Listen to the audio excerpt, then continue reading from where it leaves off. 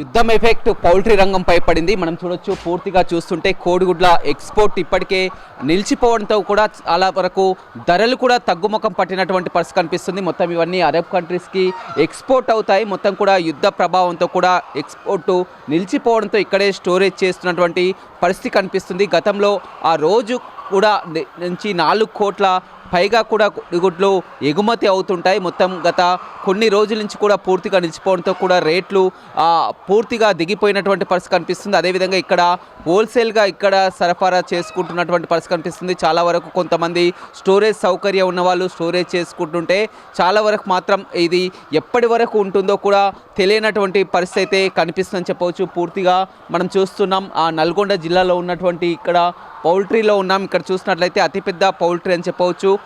Neck vice చైర్మన్గా ఉన్నటువంటి బాలకృష్ణారెడ్డి ఉన్నారు మనతో. ఎన్నో సంవత్సరాల నుంచి కూడా వీరు ఇక్కడే ఇదే బిజినెస్ నిర్వహిస్తుంటారు. కానీ ఇప్పుడు వచ్చినటువంటి సంక్షోభంతో కూడా పూర్తిగా అలా ఉన్నటువంటి పరిస్థితి కనిపిస్తుంది. మనం అడిగి తెలుసుకుందాం.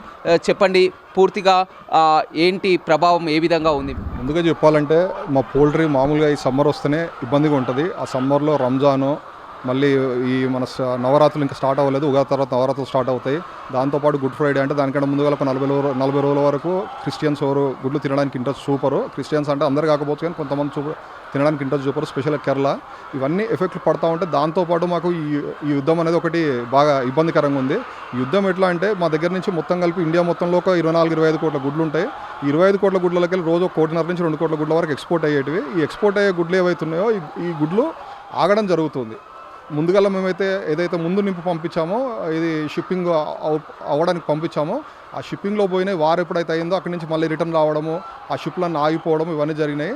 మళ్ళీ రీసెంట్గా అంటే మామూలుగా ఒక 4-5 రోజుల క్రితమో లేకపోతే 5 రోజుల క్రితమో వీళ్ళు ఏంటంటే నిత్యావసరాలు ఏవైతున్నాయో గుడ్లు కానీ, పాలు కానీ, కూరగాయలు కానీ ఇవన్నీ మన దగ్గర నుంచి ఎప్పుడైనా సరే మిడిల్ ఈస్ట్లో అనేవి వాళ్ళు పంటలేం పండించుకోరు. మన దగ్గర నుంచి మ్యాక్సిమం ఎక్స్పోర్ట్ అవుతాయి. మన దగ్గర నుంచి ఎందుకని ఎక్స్పోర్ట్ అవుతాయి అంటే ప్రపంచంలో ఓవరాల్గా చూసుకుంటే మన దగ్గర గుడ్డు రేటు కానీ లేకపోతే పాల రేటు కానీ చాలా తక్కువ. ఇక్కడి నుంచే ఎక్స్పోర్ట్ అయ్యేటివి. ఈ ఎక్స్పోర్ట్ అనేది కొంచెం చాలా ఇబ్బందికరంగానే ఉంది.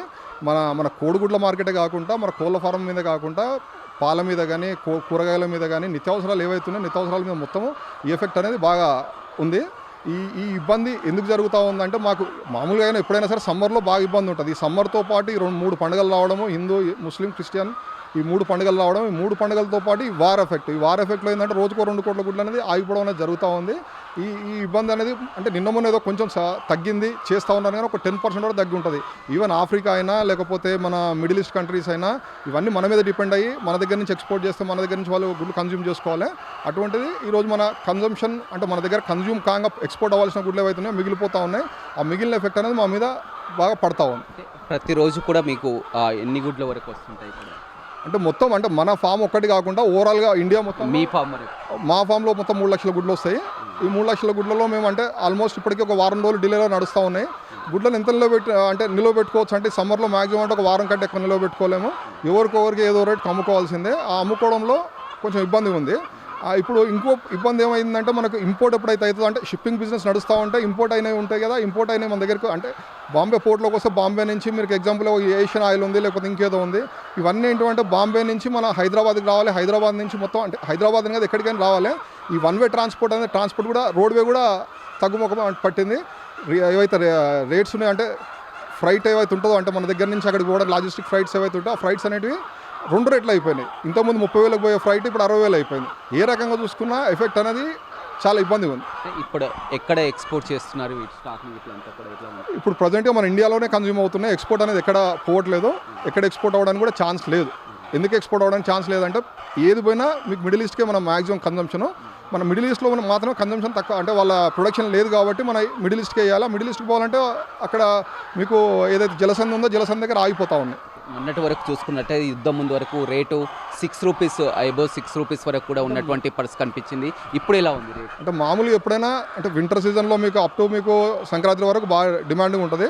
దాని తర్వాత కొంచెం డిమాండ్ తగ్గుతుంది సమ్మర్లో. ఆ డిమాండ్ తగ్గడంలో మాకు 4 ఎఫెక్ట్లు పడ్డాయి. మాకు 3 పండుగలు ఇదొక ఎఫెక్ట్ పడడం బాగా ఇబ్బందిగా ఉంది. అంటే రేట్లు ఎలా ఉంది? ఈరోజు ప్రజెంట్గా అయితే 3.80 పైసలకు అమ్ముతున్నాం. మొన్నటి వరకు యుద్ధం కంటే ముందు ఎలా ఉంది? యుద్ధం కంటే ముందుగా 6 రూపాయలు ఉండే, 6 రూపాయలకు పైన అమ్మినాము. యుద్ధం కంటే ముందు ఏదో ఫిబ్రవరిలో ఎప్పుడైతే యుద్ధం స్టార్ట్ అయ్యే రోజుకి 5 రూపాయలు 25 పైసలు ఎంతో ఉండే. కానీ ఈ రోజుకి వచ్చేసరికి ₹3.80 చాలా కష్టంగా మూవ్ చేయాల్సి వస్తుంది. కొంతవరకు ఏవైతుందో యుద్ధంలో అంటే ఇప్పుడు మన గుడ్లు ఏవైతే స్టాక్ మిగిలిపోతున్నాయో ఆ స్టాక్ని కూల్ స్టోర్లో పెట్టడం జరుగుతుంది. అంటే మీ పెద్ద పెద్ద వాళ్ళు కొంతమంది ఇక్కడ సప్లై చేయడం కానీ అదేవిధంగా స్టోర్ నిల్వలు కానీ ఉంటాయి, కానీ చిన్నవారి ఇంకా చిన్నవారికి కొంచెం ఇబ్బందిగానే ఉంటుంది, మాకంటే చాలా ఇబ్బందిగానే ఉంటుంది. మా ఏంటంటే కొన్ని ఏవైతే గుడ్లు కరెక్ట్ క్వాలిటీ ఉంటాయో ఆ గుడ్లను తీసుకెళ్ళి, క్వాలిటీ మీన్స్ గుడ్డు సైజు, పేపర్ సైజ్ గుడ్లు ఏవైతే ఉంటే అవి తీసుకెళ్ళి కొంచెం నార్త్ ఇండియాలో స్టాక్ పెట్టడం జరుగుతూ ఉంటుంది కూల్ స్టోరేజ్లో. ఆ కూల్ స్టోరేజ్లో కూడా ఇప్పుడు యూపీ గవర్నమెంట్ ఏం చేసిందంటే స్టోర్లో గుడ్లు ఎక్కువ పెట్టొద్దు, వాటికి ఎక్స్పైరీ డేట్ ఉండాలని చెప్పడంతో అది కూడా కొంచెం ఇబ్బందిగా కనిపిస్తూ ఉంది. ఎన్ని సంవత్సరాల నుంచి ఈ ఫీల్డ్లో ఉన్నారు? మా తాతల నుంచి ఇదే ఫీల్డ్ అండి మాది. ఆల్మోస్ట్ అంటే నేను పుట్టక ముందు నుంచే మాకు పోల్ట్రీ ఫామ్ ఉంది. అప్పటి నుంచి ఇప్పటివరకు ఇదే ఫీల్డ్. అంటే ఈ ఫామ్ ఇప్పుడు నేను గుండ్రాంపల్లిలో ఫామ్ కట్టి కూడా ఎగ్జాక్ట్ 20 years, 2006 ఫిబ్రవరిలో కట్టాను, 2026 ఎగ్జాక్ట్గా ఇప్పుడు 20 years అవుతుంది ఇక్కడ. గతంలో ఇలాంటి సంక్షోభం చూసారా? సంక్షోభాలు ఇంత ఇబ్బందిగా రాలేదు, కాకపోతే కరోనా టైంలో కూడా కొంచెం ఇబ్బంది పడ్డాం. అప్పట్లో ఏదో ఒక 15 రోజులు పడ్డాము, దాని తర్వాత గుడ్లు బాగా స్పీడ్గా డిమాండ్ వచ్చింది. కానీ ఇప్పుడు మాత్రం ఎప్పుడు వారు ఆగుతుందా, వారు ఆగిన తర్వాత కూడా 15 నుంచి 20 రోజులు పట్టేటట్టు ఉంది మళ్ళీ పోవడానికి. అంటే మీ అసోసియేషన్ నుంచి మీరంతా కూడా తరచూ భేటీ అవుతున్నారు, ఏం చర్చించుకుంటున్నారు ఏంటి? ఇంకా చర్చించుకోవడానికి గవర్నమెంట్ చేయడానికి కూడా ఏం లేదు సార్. ఇది మామూలుగా మనం అందరం అనుకోవడానికి కూడా గవర్నమెంట్ అది చేస్తుంది అనుకోవడానికి కూడా ఏం లేదు. ఎందుకంటే ప్రతి ఒక్కరికి కదా కూర మన ఒక్కరి అంటే కోడిగుడ్ల మీద ఒక్కటే దగ్గర కదా ఎఫెక్ట్ పడుతుంది, పాల మీద, మన గుడ్ల మీద, నిత్యావసరాలు ఏవైతున్నాయో కూరగాయలు కావచ్చు లేకపోతే ఇంకేమైనా కావచ్చు అన్నిటి మీద పడ్డది. మిగతా అంటే స్టోర్ చేసుకోవచ్చు, పప్పులు కానీ లేకపోతే బియ్యం ఇటువంటి స్టోర్ చేసుకోవచ్చు.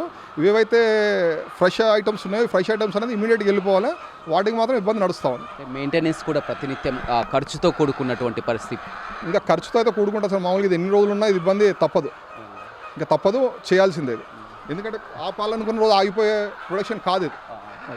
చూస్తున్నాం మనం అంతా కూడా పౌల్ట్రీ రంగం అంతా కూడా తల్లలు పట్టుకుంటున్నటువంటి పరిస్థితి అయితే కనిపిస్తుంది చెప్పవచ్చు. ఇండియా నుంచే 4-5 కోట్ల వరకు కూడా ఎగ్స్ అనేది మొత్తం కూడా ఎక్స్పోర్ట్ అవుతుంటాయి. ఇప్పుడు మొత్తం ఇవన్నీ కూడా అరబ్ కంట్రీస్లోకి సరఫరా అవుతుంటాయి. ఇప్పుడు యుద్ధ రంగంతో ఎక్స్పోర్ట్ పూర్తిగా నిలిచిపోవడంతో కూడా మొత్తం రేట్లు కూడా తగ్గుముఖం పట్టడం జరిగింది. ఇక్కడ లోకల్గానే ఏదైతే చూస్తున్నామో ఎక్కడికక్కడ పౌల్ట్రీ ఫామ్లోనే ఇక్కడ ఉన్నటువంటి హోల్సేల్ మన ఇక్కడ లెవెల్లోనే మొత్తం అమ్మకాలు చేస్తున్నారు, కానీ బయటికి పోలేనటువంటి పరిస్థితి కనిపిస్తుంది. గతంలో 6-7 రూపాయలు ఉన్నటువంటి ఎగ్ ఇవాళ 4 రూపాయల వరకు మార్కెట్లో ఉన్నటువంటి పరిస్థితి కనిపిస్తుంది. పెద్ద రైతులు ఇలాంటి వారు కొంత ఇక్కడ స్టోర్ చేసుకోవడం, వారికి ఉన్నటువంటి పరిచయాలతో ఇక్కడంతా కూడా సరఫరా చేస్తున్నారు, కానీ చాలా వరకు చిన్న రైతులు వేరు ఉన్నారో ఇబ్బందులు పడుతున్నటువంటి పరిస్థితి కనిపిస్తుంది. ఒకవేళ యుద్ధం ఆగిపోయినప్పటికీ కూడా మళ్ళీ ఒక 10-15 రోజుల వరకు కూడా ఇదే పరిస్థితి ఉంటుందని చెప్తున్నారు. ఇతను వైస్ చైర్మన్గా ఉంటున్నటువంటి పరిస్థితి అయితే కనిపిస్తుంది చెప్పొచ్చు.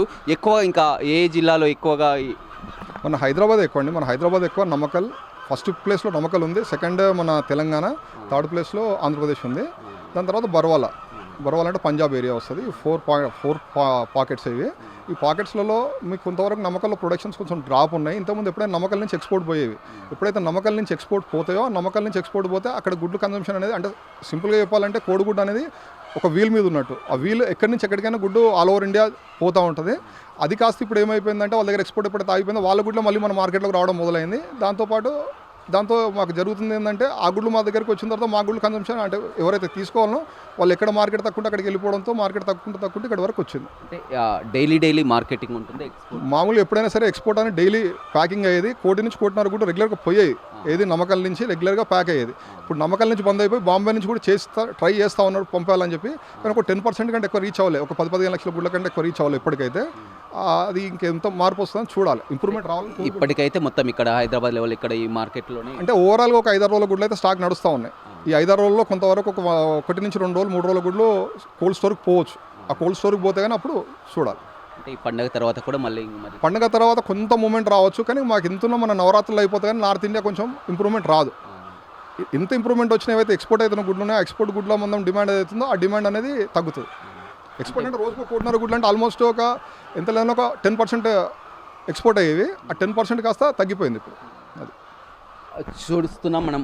ఇక్కడి నుంచే మొత్తం ఎక్స్పోర్ట్ అవుతున్నటువంటి పరిస్థితి కనిపిస్తుంది, కానీ గత 10 రోజుల నుంచి కూడా పూర్తిగా నిలిచిపోయినటువంటి పరిస్థితి కనిపిస్తుందని చెప్పవచ్చు. మొత్తం కూడా ధరలు ఇప్పటికే దిగి వచ్చాయి, తగ్గుముఖం పట్టినటువంటి పరిస్థితి కనిపిస్తుంది. ఎక్కడ ఎక్స్పోర్ట్ చేయలేనటువంటి పరిస్థితి, కోడిగుడ్లు కూడా ఎక్కువగా నిల్వ ఉంచలేనటువంటి పరిస్థితి. గతంలో కోల్డ్ స్టోరేజ్లో పెట్టారు, కానీ ఇప్పుడు అంతా కూడా వాటికి కూడా ఎక్స్పైరీ డేట్లను పెట్టి కూడా ఎక్కడ నిల్వ చేసినటువంటి పరిస్థితి కనిపిస్తుంది. ఎక్కడ తోస్తే ఎక్కడ ఆ పరిచయాలున్న ఆస్తులతో కూడా తక్కువ రేటుకైనా కానీ ఇస్తున్నటువంటి పరిస్థితి కనిపిస్తుంది. మొత్తం మీద యుద్ధ ప్రభావంతో పౌల్ట్రీ రంగంపై తీవ్ర ప్రభావం పడిందని చెప్పవచ్చు. రవితో Ramesh, big TV, Nalgonda. For more videos like this, subscribe Big TV channel.